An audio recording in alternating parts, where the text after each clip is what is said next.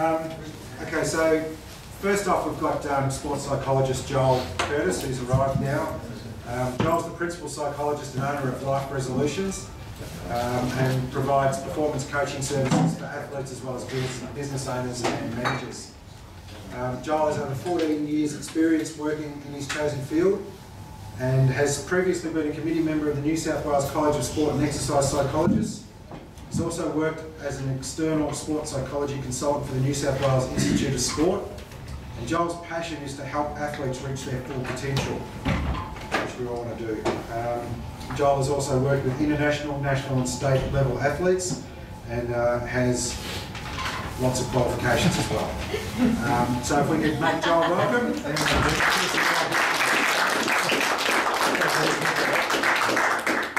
I don't know if I've been formally introduced like that before. I think you've flagged that from my profile, so I'll take that. I've just got some handouts here, so I'm happy just for you to, I'll hold on with you, just take one and pass one, that'd be great. Baby.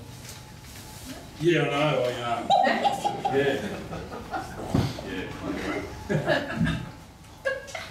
So I guess I've been asked to come along and talk to you guys about, and girls, about managing, I guess, the mental side of things. Appreciate you've got a fairly massive competition coming up in the next couple of weeks? Yeah. 1 month. Next month. So I guess I just want to get a show of hands. Who here has worked with a sports psychologist before? Okay. So in terms of access to that, does that come through, did you do that privately, did you do that through institutes of sport, did you do that through coaches? Where did you get access to that? Through our federation. Okay, alright. So half the room's got some exposure, half hasn't. For the half that have worked with sports psychology before, how'd you find it? Good, bad, indifferent? Good. Dicky? Mostly up? Mostly good? Okay, yep. Anyone else? Good? Yes. Okay, yep. Good, okay. I found it was actually the most beneficial advice for our sport. Yeah. I don't want to hear about diet, I don't want to hear about fitness. Good. Well, I'm in the right room because I can't talk to you about diet or fitness. So this is the place I need to be. That's good. So I appreciate it. Good. Yeah, obviously, not a coach. I'm not going to embarrass myself. I know a little bit about what you do and a lot, so I'm not here to tell you what's what. What I do know a lot about is the mental side of things, about the performance side of things, about how to get athletes in the right frame of mind. That's what I know a lot about. In terms of technical language, I'll ask you to fill me in on those details, but I won't. If you want to talk rugby league or cricket or something like that, I can talk about that, but in terms of parachuting, I'm not going to embarrass myself. But what I do understand is competition, pressure to perform. Had a great chat with Rob about what sort of pressure you're under and understand. It's a bit like other performance-related sports where it's judged. So I do have an understanding of judgment-based sports in terms of scores and that sort of stuff. So I do appreciate that in terms of scores adding up and pressure to perform and all those sort of things. I certainly appreciate it in terms of that side of things. I have a lot of experience working with athletes who've been in that sort of side of things. So in terms of managing each jump, do you guys have a process that you go through? I mean, the handouts here, I'm not going to talk to the handout. You can certainly take that away, and that's just got some things on there about it. The last couple of pages has probably got something a little bit more in terms of managing mistakes and those sort of things in terms of minor performance issues. So that's all there for you, but I'd rather have a bit of an interaction talk, if that's okay, rather than a death by PowerPoint or talk to a handout. So in terms of, I guess what we'd call pre-performance routines, people that have worked with sports like before, you've heard of that language before, pre-performance routine. So I appreciate, you guys are doing a mixture of training from obviously up in the air to visualization stuff to down on the ground to, I guess you're doing a whole heap of other different types of training. So in terms of pre-performance stuff, has people had experience at World Championship before or major meet before, or some of you coming into this as rookies or a mixed room? Okay, so can I just get a show of hands, people that have been at World Champs before? Okay, so for the people who haven't, what's the highest level of comp you've done before? National stuff? Okay, alright. Okay, so in terms of pre-performance stuff, has anyone got a set routine they use, or is anyone? We all have a set routine. You do? Yeah. Yep. We all have a pre-performance routines. So a lot of visualization you're using?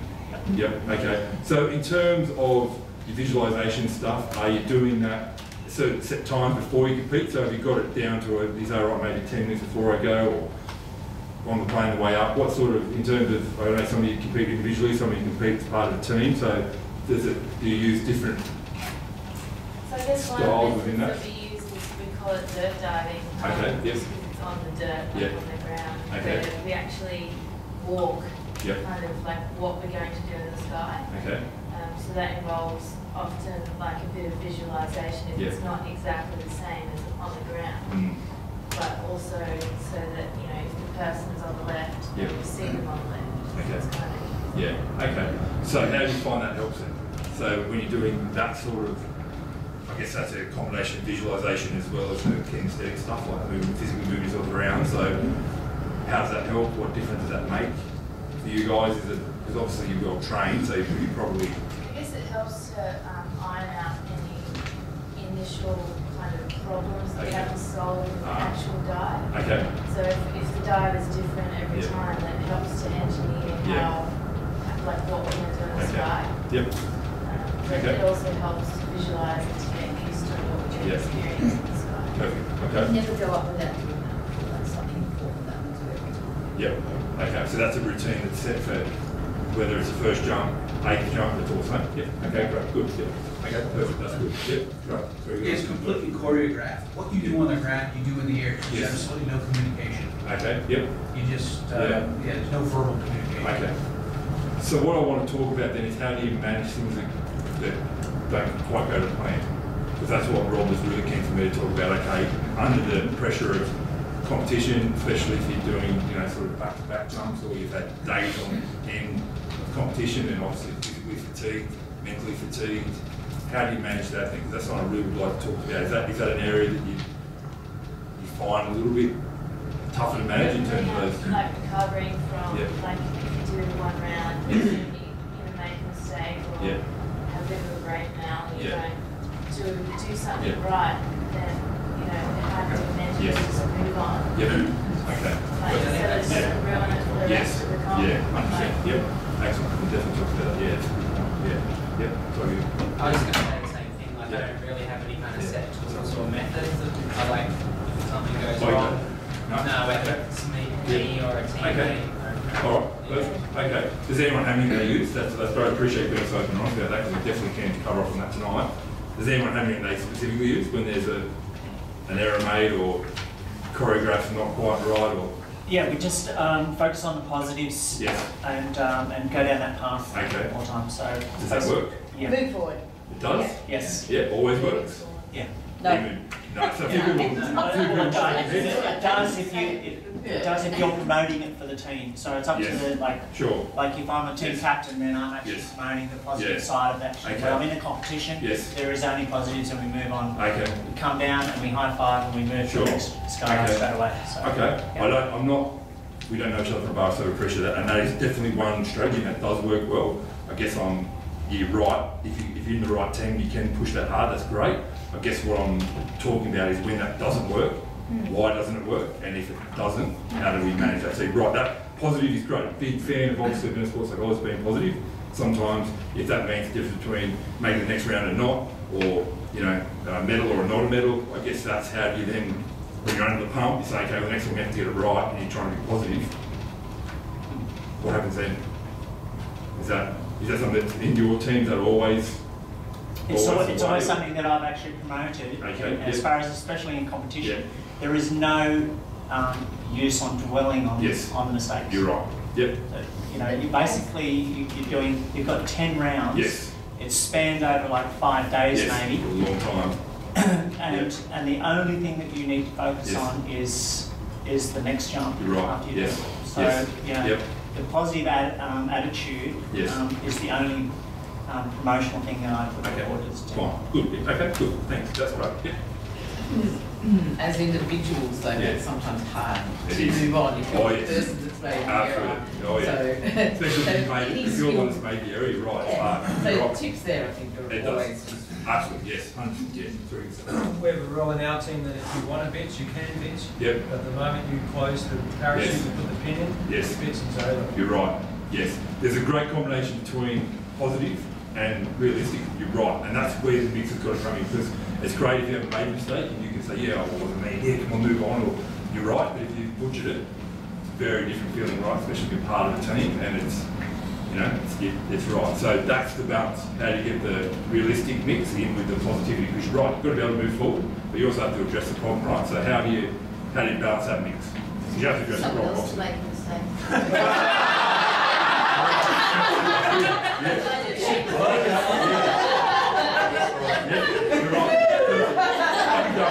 That's right. No, that's it. Yeah. No, you're right. Yeah. It's only a matter of time. Yeah. So how do you balance that mix? Because they're two. You're right. They're good options. How do you balance that out? Especially around the pump. 5 days, each jump, adding to it. You know, from what I understand, you can chop out a couple of low scores. Is that how? No. So it's all cumulative. Some discipline. Okay, right. So it's essentially all cumulative.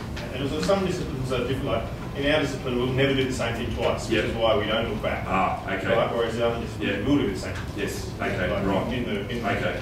Yes. Okay. So being positive. If you've butchered something, it's fine in one discipline where you get a chance to move on. But if you've got to repeat it, yeah. Okay. So on the other disciplines where you are looking to improve, what happens to the person who made the mistake? How do you manage them? We beat them. Yeah. Take the parachute off the next time. I think it's nice if you have an understanding of your teammates beforehand. Then you know how different people react in different situations. I know that if I ran over and gave Riss a big hug, like, don't worry, honey, she'd go with it. Fuck off! Give me a minute. Leave me alone for a minute, and then I'll be fine. Absolutely. Which is the other challenge you face, and what Rob's described is that you don't always necessarily train together. Yeah. So how do you then get to know if this is the first camp? Is this the first camp you've had before World Champs? No. No? Well, that's here is semi-individual. Yes. Yeah. So you're right. If you know your team, spot on. Yeah, that's brilliant. But if you're coming from different parts of the country and you physically don't get to see each other that often, you're right. If you know your teammates perfect, you got to definitely. That's sometimes it can be an outside influence as well. Yep. If, for example, someone isn't performing on a particular team, their team's under a lot of pressure. Sometimes it helps if someone from outside of the team can come and chat to the person in the team. Perfect. Yeah. What do you want from that person to be able to do? You want them to be able to move on, but how do they also then get a chance to acknowledge what they've done wrong?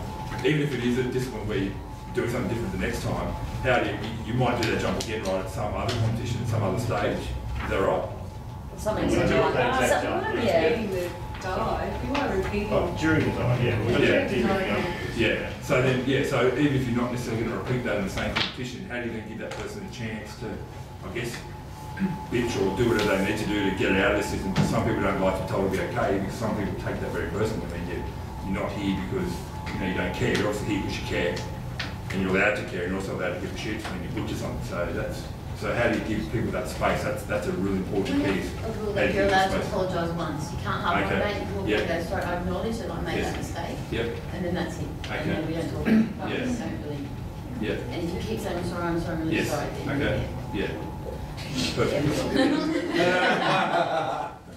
So how do you have, I guess what you need to do is then in a short space of time get to know what makes the other person tick. So how do you do that? You're asking them to, I guess, trust you and you trust them. So how do you get to know them in a shorter space of time? How do you? We need to communicate. Yep. When? Sorry, who said that? Yeah, sorry, so how? I think everyone has a better responsibility to communicate what their needs are. You're right. Yeah. It's one thing where it's tough for some athletes to become part of a team because they're not necessarily team players. And while you are obviously all individuals within a team, you're all working together. Some people find it hard to take responsibility and say, hey, this is what I need, because even though we're all adults, there's still that fear, right? That, okay, what if I say the wrong thing? What if they don't like what I'm doing? What if they don't like me? What if we're all human beings? Some people don't experience that a lot, but some people really do get genuinely concerned about that. So I guess the message I want to push back on you guys, you have a responsibility as individual athletes to let the right people know what you need. Especially if you don't come together all that often. If you're coming together for a few camps and then you're obviously going to World Champs and you're hanging out a little bit more than you normally, but you've got a responsibility to tell each other what you need. So how do you do that safely? Who's the right person to talk to? Is it team captain? Is it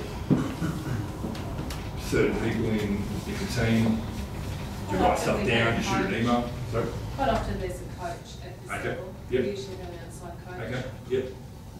Okay, So that's so it's up to the coach to, yeah, okay. Not So, always though. Like, yeah. That's usually 4 days. Yeah. Coach is a great resource. So yeah, definitely if you've got a coach, go to that. But then I guess that puts pressure on one person. So coaches are great.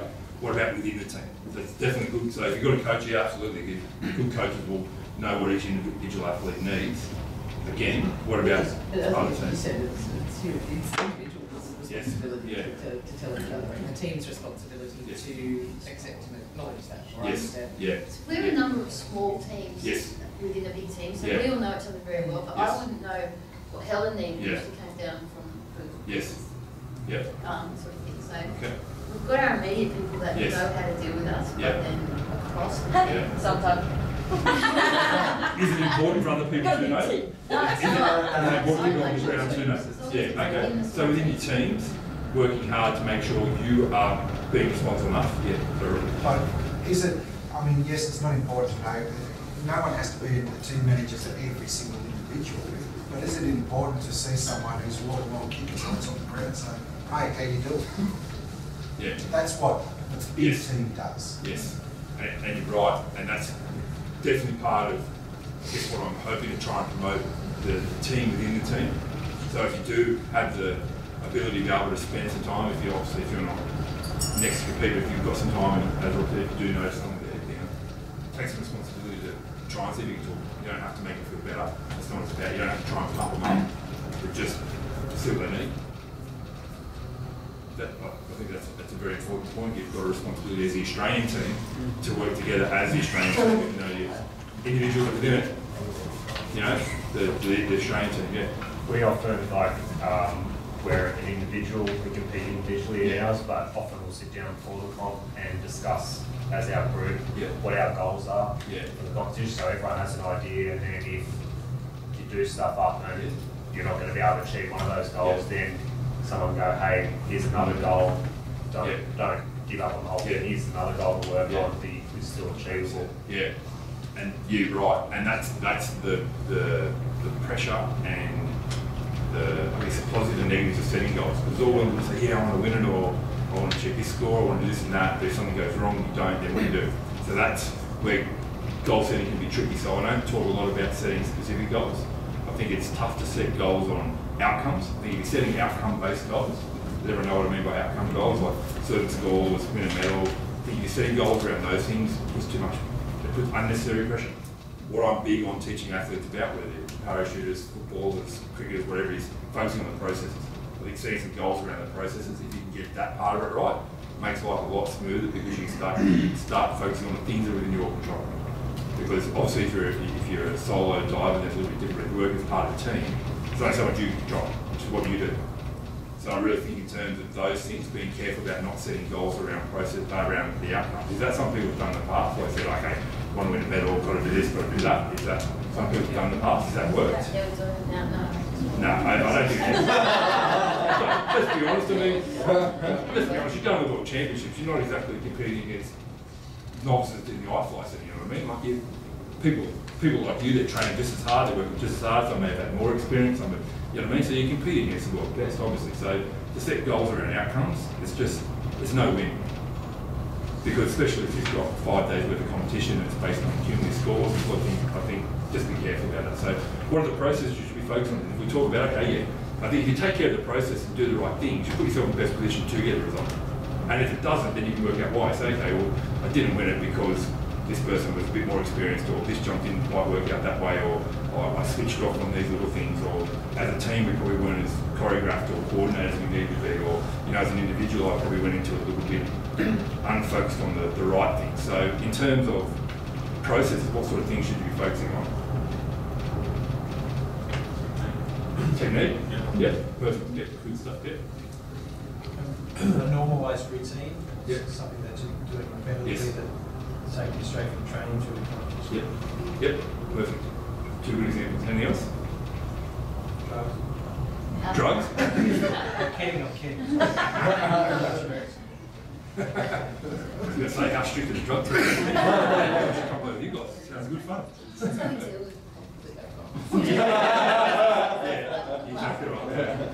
Too much caffeine. Yeah. So what other processes? Technique, I guess mental preparation falls into that. Anything else? Just some self-belief. Yes. Quite often you get to places, you look at other people and go, well, these guys have been doing it for years. Yeah. How the hell am I going to win? What am I going to do here? Why am I going to I'm never going to get anywhere. Yes. You're right. So just a little bit of self-belief that you can actually do this. Yeah. Yes. Can do it. Yeah. Yeah. And say consistently, sometimes when you're feeling flat, you know, and you go, like, oh, I don't really feel like I'm sparked up today, and then just reprogram your subconscious mind and go, I'm the best man for this job. And say it like 50 times in your mind, while you're not just sitting there and playing going like, oh, and your mind's wondering, you're just going, I'm the best man for the job, I'm going to do the best I can do. I'm the best man for the job, I'm going to do the best I can do. And just reprogram that subconscious mind and keep, like, flood your mind with that. And so it takes away all the other thoughts. And then you just, just flood yourself with it. That's perfect. So in terms of that reprogramming, being a little bit more switched on, you know, pumping yourself up. I guess the thing I would ask is, if you get flat, why are you flat? That'd be the other strategy. So definitely pump yourself up, doing that part of it. That's definitely one thing. I would also ask you to think about, okay, how did you get to that flat spot in the first place? What has gone on leading up to that? Have you over-focused on other jumps? Have you, expectations a little bit higher? Have you focused on who you compete against rather than what you're trying to do? Like, what are the sort of common themes that you guys as athletes experience in your sport in terms of how you hit those flat spots? How does that, do you know how that happens? Just the pace of the competition is a big challenge. Okay. Like, when we train, we might do, on a good day, like we'll be aiming to do 10 or 15 jumps in a day. So it's like go, and you get to a roll movement, and it's just like, you get there in the morning, you sit around all day waiting to get a half-an-hour call to go and do one jump for the day, maybe two. So you're just like sitting around, and then you get the call, and it's like, whoa, it's go time. And you just like go from chilling mode to switching out. Or you just over-prepare it. So you got the one jump, it's at 2 o'clock in the afternoon, and you think it through so many times that when you get there, you're almost, your mind doesn't blow out. You're right. Or it's almost easy just to kind of get it and let the dot once go up and do it. You're right. You're right.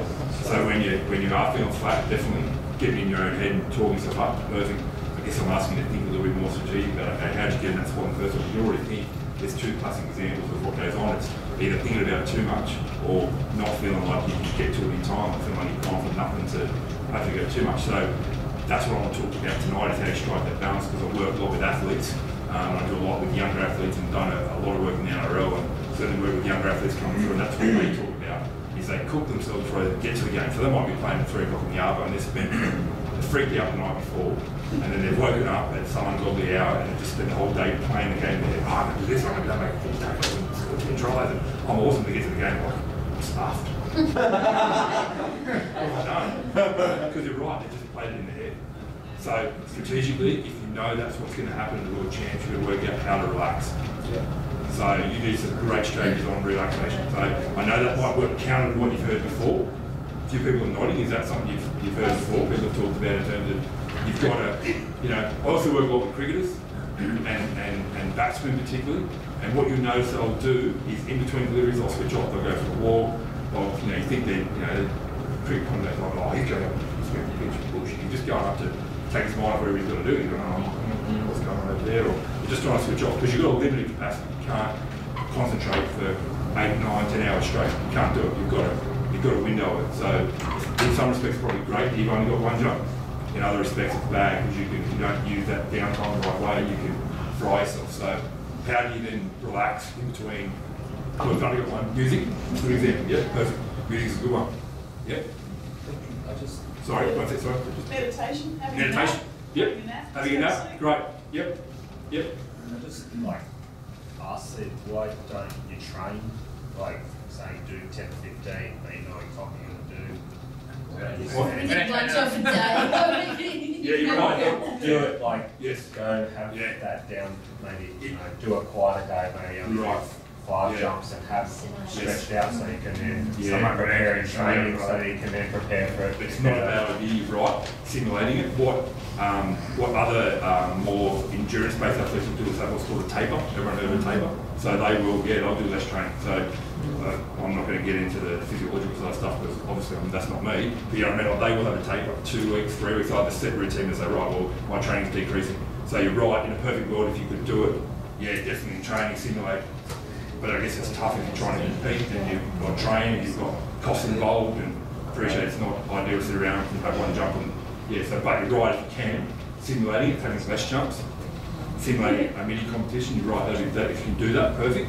Otherwise, yeah, music, meditation, sleeping, going for a walk, exercise. Crafty things, Yeah. crafty things. Yeah, whatever, yeah, read a book.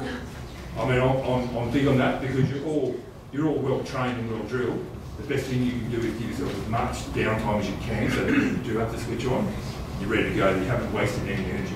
I'm currently working with an army bloke who's going through his special forces training, and it's 3 weeks where they're just flogging absolute bejesus out of you for 3 weeks, and at the back end of it, if you go through it, you're in the special forces, not they send you home.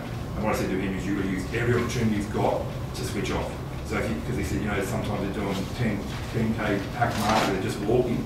I said, when you're actually walking, don't focus on what you're doing, what you've done, where you're going. Look around the trees, look down at the ground. Just get out of your own head as much as possible. When you can sleep, sleep.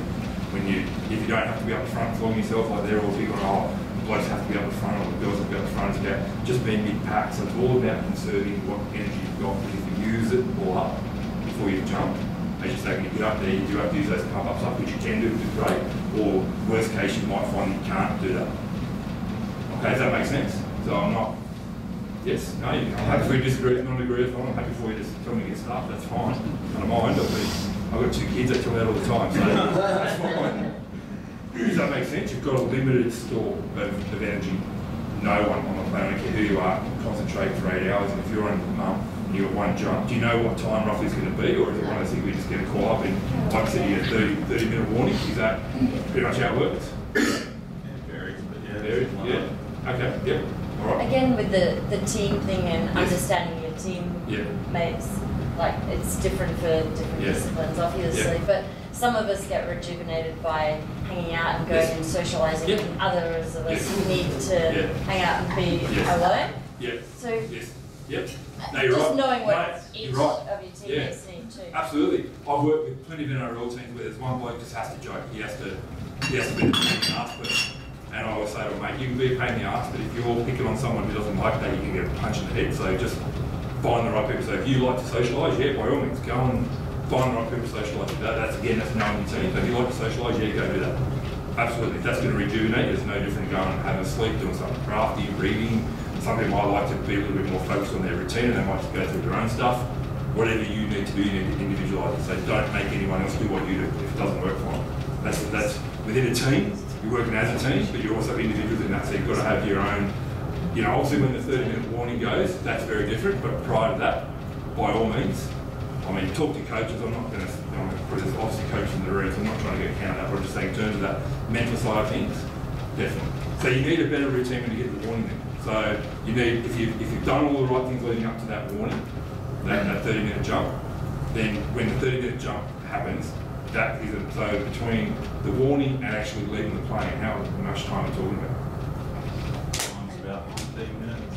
So you've got 45 minutes before you actually jump out of the plane, is that right? Something like that. Okay, all right. So, or more? Well, you never really know. It just depends how well it's organised. Okay. Sometimes you get a call and this sort of Okay. For a while. All right. So so is that for the individual people doing? Is that similar thing? You get a 30-minute warning. Is that rough? So not. That's something that is standard. Okay. Perfect. All right. So that's great. So up to you get to that 30-minute warning, go not literally go to town, but you know what I mean, like do whatever you think is going to rejuvenate you, whatever that is. Walking, talking, singing, dancing, music, whatever. But once you get that 30-minute mark, you've got to have a set routine with you. Obviously, as an individual, you can control that a little bit more, but as a team, you've got to have a right. So this is when we start switching on. Not straight away. I don't think you want to. Again, you don't want to spend 45 minutes thinking about it too much. I think you probably want to. That 30 minutes is enough to. What I teach a lot of younger athletes about like a dimmer switch on a light. You know what I mean? Like you just want to have it dark. You just want to slowly turn up so by the time you jump out of the plane, the light's bright. So again, within that 30 minutes, just keeping yourself not too chilled, but not panicking or not, you know what I mean, but not going too far. So that works. So just make a note about the dimmer switch. So the 30-minute warning, obviously say, right, what happens then? So what happens in that? You get that 30-minute warning, what would you traditionally do? Jump it on. So you're not even dressed at that stage. You're just in your civvies. You haven't got your. Yeah. Okay. So again, some people will, some people won't. So essentially, jump it on, or what else would you need? Regroup as a team. Sorry. We regroup as a team. You regroup as a team. Yeah. Yep. Okay. Yep. Dirt dive again. Yep. Okay. So you would do that. Yep. Okay. Yep. So what are you going to be talking about during that dirt dive then? Because you don't want to create any doubt. So that has to be sharp and short. I don't think you want to do more than one. No, it's been sorted out earlier. Yeah. We're just going over it. It's not really talking in that dirt dive. No, It's so more practice because we've lined it up before. That's got to be short and sharp if that's what you're going to do. Because you can't afford any doubt there. That's up till then. Do what you have to do as many as you want to do within reason. But that last one, I think. I don't want to go counter what coaches would say, but I think one short, sharp one should be all you want to do, because you want to go into that as, you don't want to go, okay, well, I've done it bad, so let's do it again. That's got to be short and sharp. So you've got to be, so maybe you hold off on that, like, have you got how long to do it? What we do is we do it once, we gear up, do it once, then we walk down to the area where the plane is, which is probably 10-15 minutes or whatever, and then we do it again with the actual plane door, so we can get backs to jump out of the plane door. So it's kind of like two occasions, and both of them are pretty short and sharp and focused. I don't think there's ever an occasion at this level where the team would be getting together and going, oh shit, I think you should be doing that. Like that's. I don't mean that, I just mean in terms of if someone, you know what I mean, like it's got to be short, sharp. So I don't mean, I know you're not going to go, technically do this or go, but make sure it's short and sharp. So if you want to do two, again, I'm not your coach. If you think that will say you do one pre and then one out the door, short and sharp. Sometimes there's a delay, so we do the two of that order. And then there's an unforeseen delay because and then we might do it again, and it's more a killing time thing rather than needing to do it, but it's just that we've got nervous energy. Let's walk a walk. I'd encourage you to find something else to do. Really? Yeah, absolutely. I think if it's nervous energy, it's not going to be sharp enough. It's got to be positive and short and sharp. So I'd encourage you to find something else to do. That's what you've got to learn to do better, is manage those distractions. Well, we do it to keep it fresh in our mind. We've got 15 minutes sitting on a plane, going through emergency procedures and everything else distraction. Then you've got to exit the plane, and you've got 50 seconds to do the whole thing. So it's about getting it fresh and. My concern is if there's nervous energy and you're doing it again because there's a delay, it may have the reversed effect. I don't think we do it because of nervous energy the other team. We do it more to reinforce it as a delay. The fact that it's just the last thing we want to do before we actually get on the plane. I think there's a possibility when you're climbing to height, you can sit there and if you start thinking too much about anything other than skydive, other thoughts can creep in. Yeah, you're right. So you're right. I have a rule, I never think of it like on the rise and high. I only ever think of the jump 3 times through, and I visualise it once from my point of view, and I visualise it a second time from outside, and then back from inside. That's it. I never do it again. You're right. Again, it's like when I talk to rugby league coaches or cricket coaches, you've got to understand that everyone's going to have a different need. So you're right, that might work for some people, but again, I think you just be careful about that. There might be too much for some people. So again, as a coach, you've got to know your team. So you know who's going to respond to that and who might find that a little bit more distracting. So definitely, you want to be strategic about it, but I don't think you want to have a one-size-fits-all approach. So it's going to be different for different teams. If you've got a team that's well established, that might work better. If you've got a team that's a bit newish, it might not. If you've got a bunch of athletes who know each other well, that could work. If you don't, then again, it's about modifying. So again, I'm not treading on anyone's toes. I'm not saying there's a gospel, but there's a little bit of difference with our sport, with skydiving, because there's a lot of downtime at times between practicing on the ground, practicing in the aircraft, flying at the height, whether there's any delays or not, answer that. But it could be a 15-20 minute gap between when you do your last practice and you actually do your jump, and also go around to up top waiting for other teams to jump. As with other sports, like whether it's boxing, track or field, javelin throwing or something like that, you can chill out. And then when it's time to perform, you can do your warm-ups, you can focus, go out there and do your stuff. So that's where it's good. It is. You're right. No, it actually does make it very different, and that's why it's probably more dependent on individuals than having a one-size-fits-all approach. So you're right, because some individuals can manage going over it several times because that makes them feel more confident. Some will go, oh shit, I didn't quite visualise that exactly right.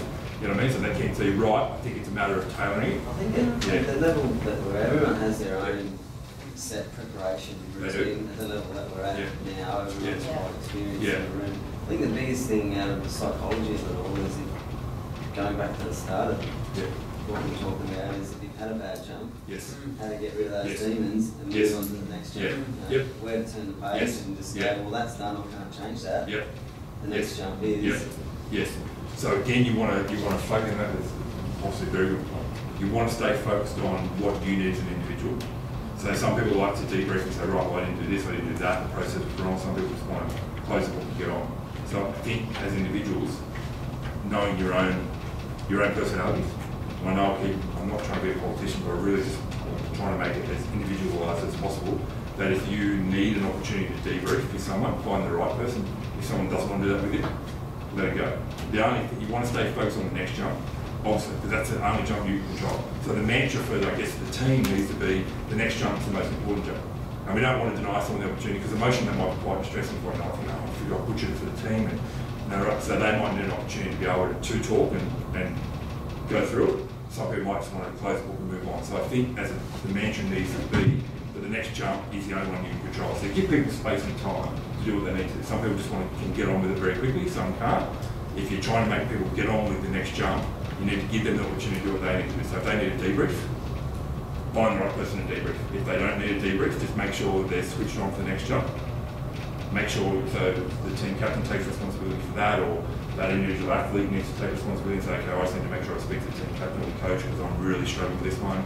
I'm going to find the right person to talk to and do that. So in terms of a magic trick, there is no magic wand, there's no one size fits all, it's about knowing yourself. I talk about a lot with athletes, you've got to know yourself. Because ultimately you're responsible for your own performance. Much as coaches can help you, people on the ground can support you, at the end of the day you're responsible for your own jump. And you're also responsible for the way you manage your mistakes if you make one.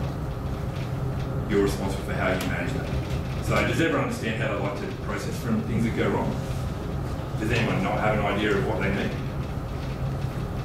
To be honest, is anyone struggling? Has anyone struggled with that before in terms of being able to let go of a jump? Yeah. Okay. So why was it a struggle to let go? Let's talk about that and then we can work through. I feel like you let everyone down. Yeah. You're right. And you know you can do better. Yes. Yep. And so you disappoint yourself. Yep. And, yeah. You're right. So how do you emotionally deal with it? I mean, as blokes, we're sometimes a bit bullheaded and we'll go, it doesn't matter, it's all right, but some people don't have that sort of ability. So how do you actually then give yourself the space and time to be able to emotionally process that? Because that, you know, talking about cumulative scores and you can't chop out the lowest one, then yeah, that all adds up. So how do you then emotionally process that? I guess I kind of try and work out why I possibly did it wrong and work out in my head how I can make sure I don't do it again. To kind of put measures in to make sure that doesn't happen again. Perfect. Yep, that's great. But that systematic debrief, that's great. So it's still hard to let go. Yes. So once you've done that debrief, then you need to have a point in time you say that's it. I've talked about it, I've worked out what's gone wrong, I've spoken to my coach, I've spoken to the team captain, not you, but people, you need to have a point in time you say that's enough. The next jump's the most important one. So you've given yourself that time to work through it, said, right, I butchered this, did that wrong, I talked to my coach, I'm going to review the video, I'm going to see, was I mentally a bit flat, did I peak too early, and by the time I got to the height, I was a bit flat. Once you've worked it out, a point in time where your mantra is the next jump is the only one you can control. I find it's about going back to those steps and managing the fact that you have one jump a day. Yes. That how do you manage your people? Yes.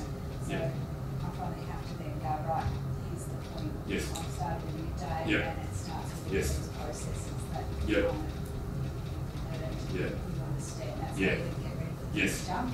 Exactly right.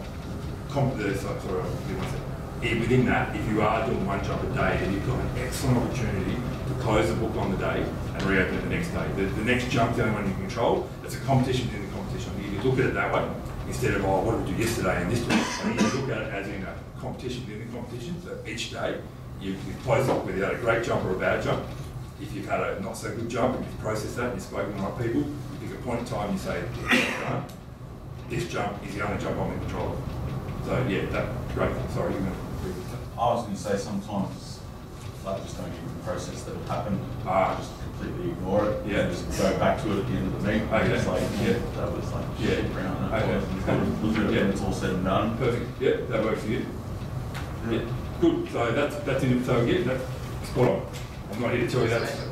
I'm not here to. If you can make each jump your best jump, despite what's happened the day before, do that. Then. If you don't want to worry about it until it's all done and dusted and you've had a chance to reflect, had a few beers, and you're perfect to do that. I'm not. I think for coaches, that's good to hear that because some athletes can manage that, and some can't. So perfect. Yep. Sorry. I mean, in essence, what you're saying now is don't score all rounds, score this round. Yes. And that's, in essence, what we in our discipline need to do is to score every round and have a shit round and be able to put it behind you. So, so having a big goal in the first place of score every round, it's just 100%. I think you can. Yes. Any positive score is better than those. Absolutely. That's spot on. It's competition in competition. The only score you can influence is what you're about to do. So that's got to be your mental. I'm not going to embarrass myself. You know what I mean? Like that's great motto. So for some people, competition within the competition works. For some people, I just get in, get it done, and I'll worry about it at the end of the day. As long as you can get yourself up each and every day to do that. Some people need a more structured debrief. Right, I did this, did that, spoke to the coach, look better. Some people just want to say, don't worry about it. Just get on with it. Stop talking. Let's go. Fine. Whatever works. Because even though you're in a team, I'm the old school one-size-fits-all approach. Those days are done and dusted. It barely worked then, and it definitely doesn't work now. Okay, so I think for the coaches in the room, getting to know your athletes a bit better, obviously you know them very well, but taking that time to understand who needs what. And if you need something more, taking the responsibility to go and talk to your coach, talk to the team captain, talk to yourself if you have to. But once it's done, pick a point in time and say that's it. The next jump's the other one I can control. The next day, or if you get multiple jumps in a day, the next jump's the only one that's important. Does that make sense? Yep. I guess I'm not trying to come in and preach. I feel like I'm preaching. I don't mean to, just obviously very. It doesn't appear like okay. So that's what I want to do. I'm big on individualising athletes because you're all need different things. Some of you need the same things, some of you don't, and that's okay. So giving your teammates a space to say that's okay, but as been alluded to, give them help. Do your absolute best, take responsibility for your own preparation. If you get good at managing the downtime, not peaking too early, that should stop that flat effect you get, because obviously if you sit around the bench with your jump and you're used to doing jump after jump after jump in training, if you can get a taper, even better. But I appreciate finances, time, especially if you're coming from more parts of Australia and you've got to do a lot of training in a short space. It's tough to say, you just have a look at the taper. It's not like Australian swimming sport that gets millions of dollars from it. Maybe you do, I don't know. You know what I mean? Like, you have 6,000 camps before they can train and do all that sort of things. So, you know what I mean? So if those things are an issue, then just manage it as best you can. But definitely, I think if you get better at managing the lead into it, hopefully the mistakes will taper off because you're mentally ready to go. But if you do happen to make one, then you're in a position to be able to recover. Right? It's got to be tailored to you and what you need. Right? So that's, I guess, my message. All right. So actually, I have a question. Yes. One thing that I've kind of never really truly overcome, and that's just that first round. It's like it's almost like the more I think about it, I know this is the first round. I know I'm just totally going to peak out. But then I try and not think it. I don't think about it first. Think about it. Like it's tough, isn't it? But then I definitely always feel better once the first round is out of the way. But so what you need is then to sort of understand what is it about the first round that's putting so much pressure on the board. If you just want to get off to a good start, are you worried about this score being like, it's going to be different between awesomeness and not? I reckon maybe when they sit and play, when I sat down in this school and travel, and it's like, whoa, it's like, whoa. You sit there playing, you're like, you're like, and they're right beside you, you're all in confined space, and you're like,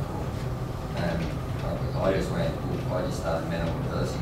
Yep. I need to shut this out, you know, because the heart was racing, you know, and that's what I had to do. It's like, because you keep looking around, I just had to shut my eyes, and you know, and that was the first round, because you've got like the world's best, and when you look at them, it's like, you're like, no, take me to another place. No, you're right. Absolutely. And that's it works. It's like bang, and just keep getting my eyes, and they're still there. It's like, no, go back. Still round one. Because they're free, you know. Like, I think what works best is that if you can manage that, otherwise just get quickly processed. Okay, what am I responsible for today? This jump is the only jump I can control, so what am I responsible for today? What can I do? Don't worry about who you compete against, what they've done, what they haven't done. And that first jump, it sounds like once you warm up, you're fine. But that first jump, just get quickly processed. Okay, what am I going to do today? How can I make sure I get off to the best start? What am I responsible for? Again, if you've managed all those things on the way up, literally, like you've managed your downtime, your dirt dive, you know, you've done all those things, and then you make sure you haven't peaked too early, and just focus on the process, the things that you're in control of. We talk a lot about controlling the controllables. Whatever you control, it's the only thing you have to focus on. Whatever is your responsibility, stay focused on that. Control the controllables. Don't worry about. You know, it's easy for me to say that because I'm not doing it. I appreciate that. But when you're there, all you can do is control the controls. So whatever you're responsible for, each and every jump. It's the first jump, last jump. You come first, you come last. You're about to get whatever. Just control the controls. Stay focused on your job. You got me to July, which I think worked pretty well. When we talked about this, the team was like, I can't remember the idea, but you're kind of freaking out, like Shop was saying, shit, we're all me, there's, you know, July, but I can't remember what he said. It's almost like just pretend you're doing training to, you know, so it's like close your eyes and go, it's just another Saturday, and it's just, and all I've got to remember is that it's whatever the jump is, and I'm just going to go through that process until that's perfect. And it's just a really good way to yes. So easy to say. Oh, yeah, it is. Oh, yeah. We did have one situation that we were running in for one of our first jumps, and there was like confusion about where the landing area was. Is it next to that, or is it next to that? And we're looking out the window. Surely that can't Is it there? Is it there? Is it there? And everyone was just like freaking out about which way is the wind going? Are we going to get out of the water? Be disorganised. Yes. So I don't know about you guys do that. That's why I'm there. I love that feeling. Yes. Feed off it. Enjoy it. Yeah. So again, if you can, awesome. Yeah. You're right. That use it. Yeah. It is. It's that first jump run feeling. Yeah.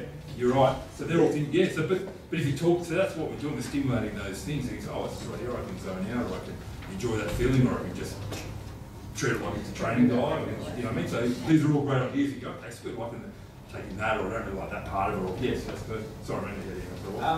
Everybody here would know of Jack Jeffries, who's arguably one of the world's best skydivers, and we asked him this question years ago about what makes you keep coming back to do all these competitions.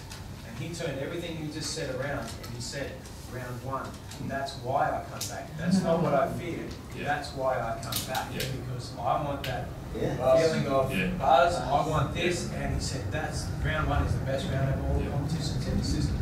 We've done a complete 180, he said it's not a negative, it's a complete positive. And we all know Carlos and champion. Good. Perfect.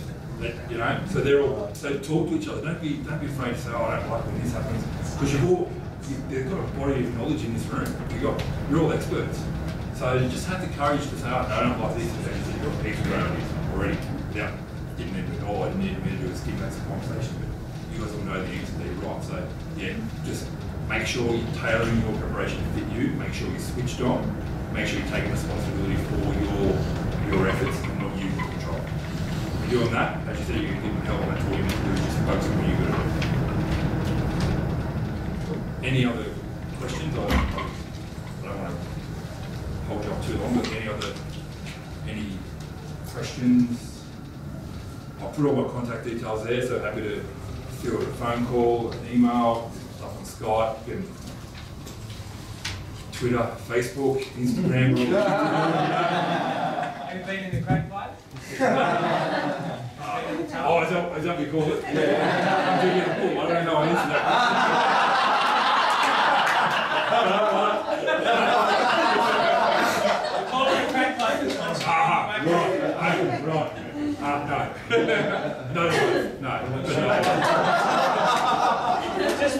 psychology test, we should put you up there and we should study you. Now you're talking. Later, so if you had a go and said, oh, I don't know if I'm brave enough to do that, I'm happy to talk. I can talk the talk, but my walk is not all that flash. That's why I'm here. It's actually really interesting from your side of view, because like for us who see a skydiver, which a lot of us try and teach skydivers, if you try and teach them with the fear of jumping out of an aeroplane, they're running a lot slower than what they do on the crack pipe. You can take an average person up there and within half a minute, you're letting them go and they're flying by themselves. If you dare to do that skydiving, you'd be shitting yourself. 100%. So it's actually a really interesting behavioural experiment to see people in different environments. I like that. And that's why, no, you're right, and that's why when I come into these things, I don't profess to be the expert. I mean, even though Rob gave me an awesome rap, and that was pinched that off my LinkedIn profile. But anyway, you know what I mean? Like I don't come in here saying I'm the guru of all things, because for that very reason, because I'm not. I know a lot about the mental stuff and that sort of stuff. So you're right. So you know how to get over it. Certainly appreciate what you're doing is tough, and it does need an individual preparation within the team. But as I said, you're right. It's an awesome experiment. Jim say, how they got a crack pipe like that. John, test me all you want. Right. The most expensive air conditioning system. Yeah, absolutely. But it works, So, I have a question. A lot of us do formation relative work. Things, and what that involves is a sequence of moves, which can be fairly complicated. And so it's a bit of a memory thing. And it's a very limited amount of time, 35 to 50 seconds. In that time, every now and then someone will have what we call a brain melt, they'll forget something, and that puts them in the sky under intense mental pressure. And they've only got moments to deal with them. Can you give us any particular suggestions for techniques as to what's a good way to let go of that mistake and clear your head and get back on with the situation? You need a what they call a reframing process. So you need to understand, you need to have a rock solid, obviously, understanding of what the processes are. You need to be able to then say, okay, well, the next step is, I need to reframe this, I need to not worry about what I have done. But again, it's that. The problem is they don't know what the next step is. It's really out of their brain. Brain freeze. Okay. And you can't think of it. The problem is to get your brain reset to the point where you can recall that. Okay, all right. So in terms of how you manage that extreme pressure? Yep. Very, very good question. What I guess I would encourage you to do then is, obviously you're not going to be able to take deep breaths and start thinking about, what the next thing is. What you need is, like your emergency parachute, you need a backup. So what I would say is, we develop a thing called a cue word. So a cue word is a little phrase, a little sentence, something that in case of emergency you're going to pull on that. So you want to make sure that you've got, so something's going to help you get back into the moment. So can you think of, I know that's what I'd be saying, but yeah. So you need what we call a cue word. So you need to have like your emergency chute, you need to have an emergency brain freeze word. So obviously you understand when you're freaking out, right? So it's not, you don't physically black out, right? I'm sure that's how physically black out. It's just the next move. Where you're supposed to be in the sky. So what you need then is a little phrase, a little sentence, a little what we call a cue word. So you need to be able to say something to yourself very quickly to get yourself back on track. Or otherwise you need to, we're just seeing if you've got a small window of opportunity, so you might get yourself.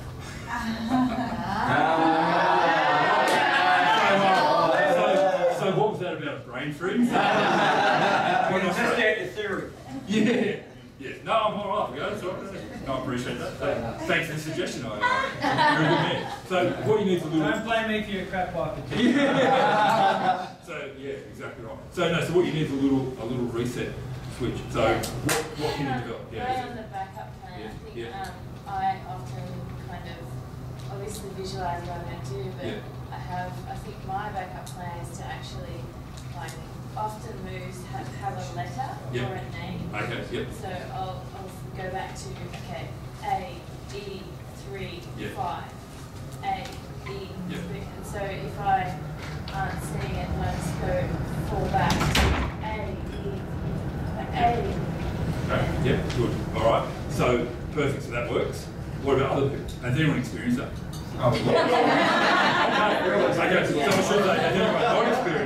So So when you're in that, what do you need to be refocused on then? What's the first thing you need to refocus back on? We just work on moving forward, but sometimes you may or may not know what that moving forward is to. Yes. So you're sort of looking at your teammates. Yes. In the same space, you're sort of looking at a face like, someone help me out here, man. Someone help me out.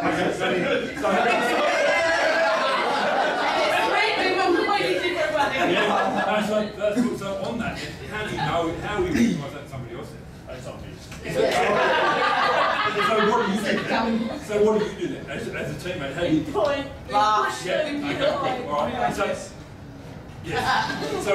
if you've got that, right, so then what do you need to then switch from? So if you're seeing that from your teammates and you recognise it, then yes, then you go back to APT, but as a, what's your reserve shoot? What is it? Well, for me, I'm the same as you. I'll just go run through the whole dive until something clicks in my brain. Okay, yes. Yeah, perfect. So working as a team, obviously doing your moves, but if you see something like that, getting it back on track as quick as possible, and then you having your reserve shoot, right, okay, that's right, if I had that freeze, I'm going to do X, Y, and Z. Does that make sense? Yeah. Like working as a team? Like it happens sometimes because our orientation, yes, we get completely confused with shit, and like we'll give like hand signals like a 3 or letters, but like I try and give a hand signal. Normally once that person gets to the next point, then it's all good, it starts to go again. So does that detract from the score? Like if you're giving hand signals, that sort of stuff? It doesn't detract from the score, you're just spending time. Okay, right. Okay, so it's safe. It does. Okay, right. So it's a matter then of where's the balance? I mean, obviously you don't want safety is the first thing, obviously. So you want to make sure someone's safe to continue to dive. But hand gestures, point, just try and get it back on track. So you're responsible for getting yourself back in there. Okay, what's my safety paragraph? What's my reserve shoot? What's my cue word? But also then within the team, say, okay, point, 3, 2, it's whatever, all those things you just talked about. So is that something that can be done? Is that something you need to talk about? Sometimes the people pointing stuff just makes it harder. Okay. Too many people, you have 7 people. So as a team, then you've got to work out how you manage that. Yeah. So as a team, then take responsibility for okay, how do we manage that so that they get through it without too many people distracting. So that's definitely something you want to work out. One of the things that I do is look at every formation has this picture. Yeah. So one of the things I will do is look at the picture and the missing piece is where I'm supposed to be. Yes. Okay. But I guess we're talking about something that's happening in fractions of seconds. Yes. Absolutely. Yes. So you need good processes. You need, just like you need a good reserve shoot, I'm assuming, you also need to make sure you have good processes in place as well for those things. So that's an outstanding question. I appreciate that. So does that make sense? Is that? Yeah. Any advice you can share around? Yeah. Yep. So having your own reframe word, cue word, but also then someone in the team taking responsibility for not everyone doing it, but you've got a nanosecond to work it out. So you want to make sure on the ground you've got that sorted. That if someone's in that position, someone's responsible for sorting that out. Is that possible, or one person? No. Totally different. Okay, right. So it's a media person next to them, or someone with. I usually default to my. We have like an opposite in a lot of our disciplines. Okay, I look to my opposite to get. Yes. Okay. Yep. Great. Fetal position. Yeah. Yeah. It's a bit hard. Yeah. But so if you can do that, so you can default to your opposite, or there's team captain can do it, or someone can do it. Yeah, but obviously, as you say, you don't want too many people doing it. But so that's a great strategy. So start strategizing around those things. That's absolutely paramount. And then when that person's on the ground, making sure you do whatever you have to do to get around them, support them, give whatever they need. If they want to be left alone, leave them alone. But if they want to, they need to debrief and do those sort of things. And again, so it's knowing the individual to be able to manage that. So yeah, perfect. Any other questions? Does that cover off on what you thought you were going to get, or was that? Yeah.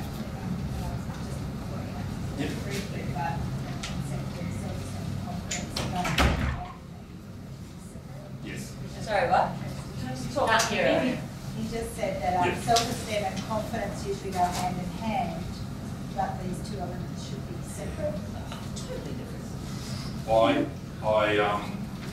I wrote that for a junior netball development training situation.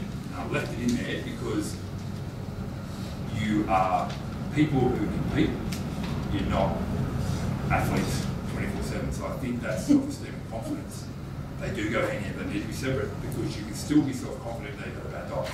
You still be okay with who you are, what you're doing. That's a different talk in itself. But that's Have you met them? Yeah, well, no. You're going to stick me in a crack pipe, so clearly I haven't met them as well as I should have, but you know what I mean? But that's what I mean by that. That self-esteem and confidence. If you've competed well and you've done good, you think, oh, I'm awesome, and if you've competed bad, but they've got to be separate things. It's what you do, it's not who you are.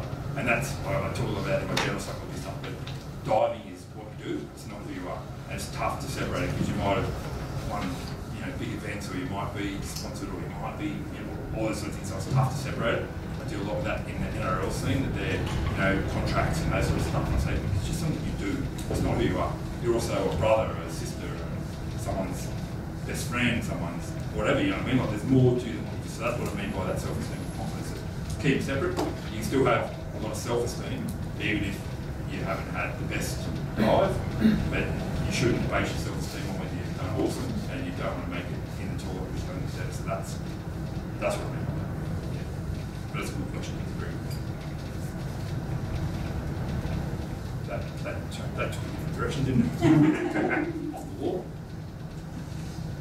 Any other questions? No? I really do appreciate the opportunity to come along and talk, and certainly I really do. Anytime I can get in front of a different group of athletes, I really love that, because like the shirt says, keeps your mind open, and it's great to get some insight into athletes that are doing very, very different things. So I appreciate it. I appreciate you being so gentle with me in terms of my technical skills. So yeah, I appreciate it. So thank you very much for your time.